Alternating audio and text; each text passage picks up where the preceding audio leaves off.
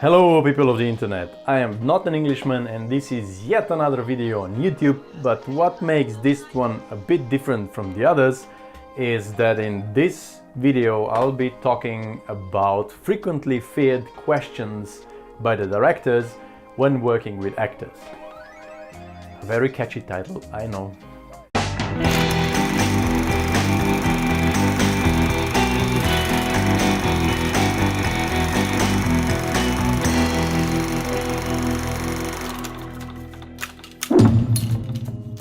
A lot of times we hear stories of actors testing directors, especially if the actor is more experienced than the director. And while it may sound like egos playing around, I actually find it a very legitimate thing.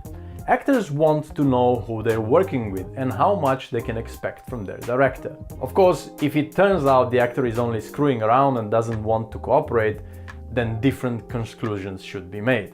Otherwise, take it as your own test as how well prepared you are and how watertight your ideas are. If you're not giving up easily and insist on your ideas, then the actor will probably get a feeling you actually know what you're doing.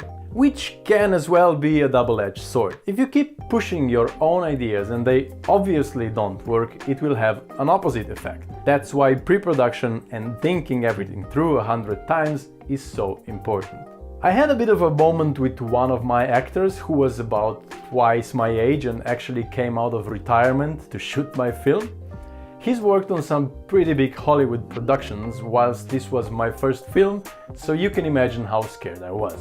Now, he was really professional, but there was a moment where we've tried two different ways of a certain scene, and because none of them seemed to work and I wasn't pleased with any of them, and wanted to keep trying, he told me that I'll just have to decide on one of them. And mind you, this was somewhere at the beginning of rehearsals and I was anything but confident in giving my directions.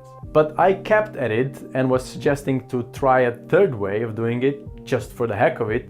So we did it and it worked.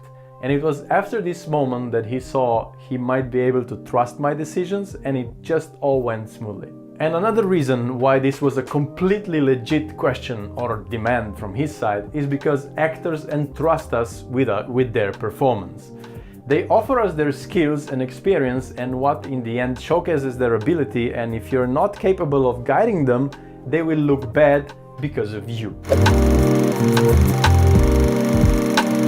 This one is straight out from the Directing Actors book, link in description, but also spiced up with my own opinion. If you have an actor who seems to be problematic, there is probably a reason for it. Always try and talk to them somewhere in private and ask them what's bothering them. Don't start bitching around and shouting at them, but be reasonable. Be the cool parent. Tell them that you've noticed that something is not okay with them and that you need to resolve it, as it seems to be dragging the whole production down, and trust me, it is. As a director, it's your responsibility to notice and resolve these kind of issues. Don't leave it to the producer or anyone else. You should be the conductor on the set. Now, if this is a high-budget film and you're working on a very long shoot and the actor still seems to be an issue, you might want to consider replacing them. But since we're probably talking short, low to no budget productions, this is not an option.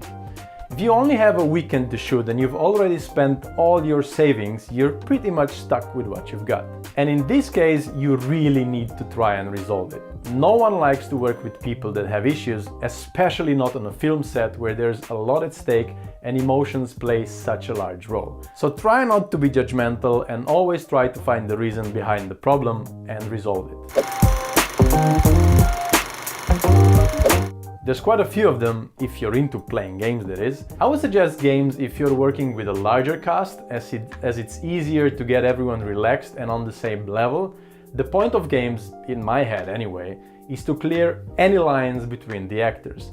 So the stupider the game, the better. That way all of them will look stupid and there's no place for any kind of snobism or egotism or what have you. There's games where everyone should make strange sounds and pass imaginative balls and jump around, and if you don't know any such game, I would suggest you Google it or ask any of your acting friends. Trust me, they know loads of that stuff. Playing games might also not be such a bad idea on set. Why shouldn't the runner pass an imaginative lightning bolt to the star of your film? You're the boss, play around. Well, you just know it. There's no science behind it, no secret formulas, but once you start rehearsing or working on the scene, you'll see.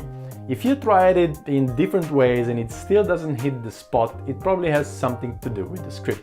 What I do in that case is ask the actors to come up with their lines, which sometimes works really well, and sometimes you just need to sit down after you get home and change the script.